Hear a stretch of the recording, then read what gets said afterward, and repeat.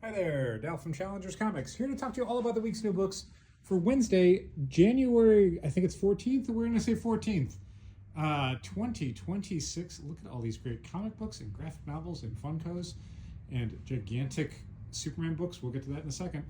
Let's get into all of this week's books. Big book for the week is DCKO number 3. This is the next round after the, what was it? 16? Yeah, the 16 are now whittled down to 8. Now you're going to see how those 8 match up and fight and what the new twist is. Main acetate cover here, we got the Daniel Warren Johnson fork to the head, John Moxley-esque cover. Dan Moore, this is the current group of fighters. Will Ospreay and Firestorm the Nuclear Man, and then the foil cover. We also have a 1 in 25 variant by Cully Hamner. As for big new number ones for the week, there's a few. There's Null number 1. Al Ewing's writing or co-writing this, I can't remember. That's a main cover there by Ryan Stegman and a variant by Clayton Crane, plus a Kyle Holtz incentive variant. Wonder Woman Black and Gold 2026 special anthology issue, covered by Cliff Chang there, and we have a bunch of very cool stories, including a lead story by Tom King and Mitch Gerads. Psi Dimensional Rivals number 1. This is, I believe, going to be a series of one-shots spearheaded by Peach Momoko, who's going to be working on every issue alongside a whole bunch of different cool collaborators. This issue has Stan Sakai and Ivan Coelho. What I love best about this is that there's a sentence on the cover, if you can read it, says, Psi's multiversal journey to find the mythical Seventh Stone begins here. I have no idea what that means. I, honest to God, I think this is like a spinoff of Marvel Rivals, despite it not saying Marvel Rivals. It says Dimensional Rivals, but like, I kind of love that there's this sentence that's like, oh, this is going to be a selling point. People are going to know what this means. I have no idea what this means. I have no idea why this is supposed to be a selling point.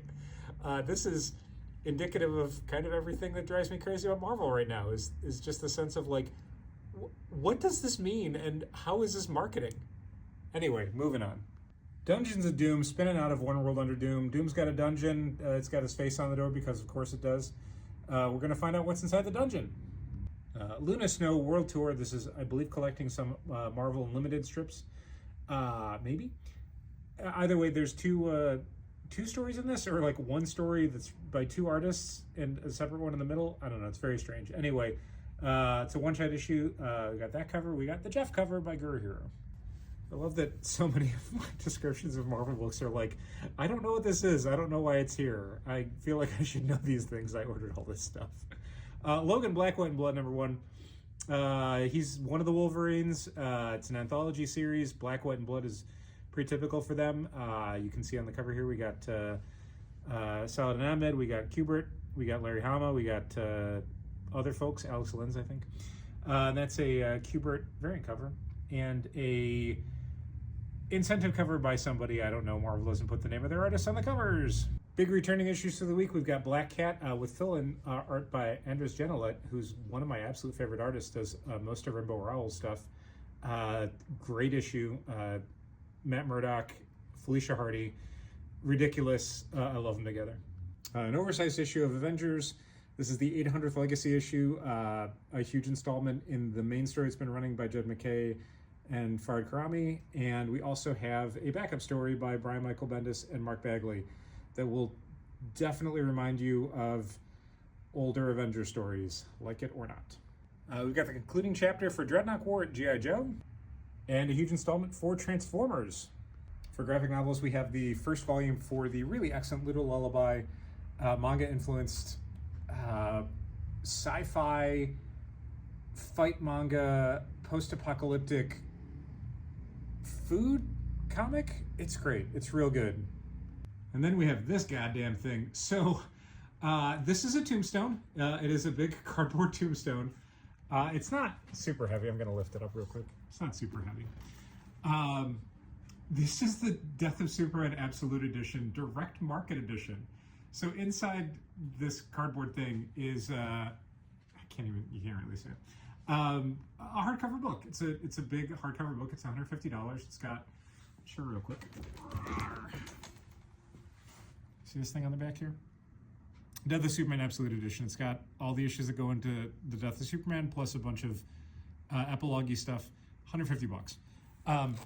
It looks like Superman's goddamn tombstone. I think this is incredibly cool, and certainly one of the weirdest things you could possibly display in your house.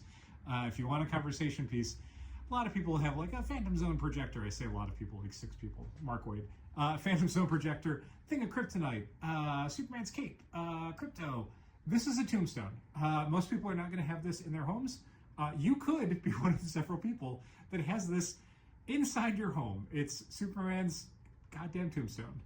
Or you could have a Caleb Williams pop vinyl. Unbelievably, these things managed to come out while the Bears are still playing football. In years past, we got like the Justin Fields pop vinyl after Justin Fields was cut from the Bears. Traded, however you want to say it.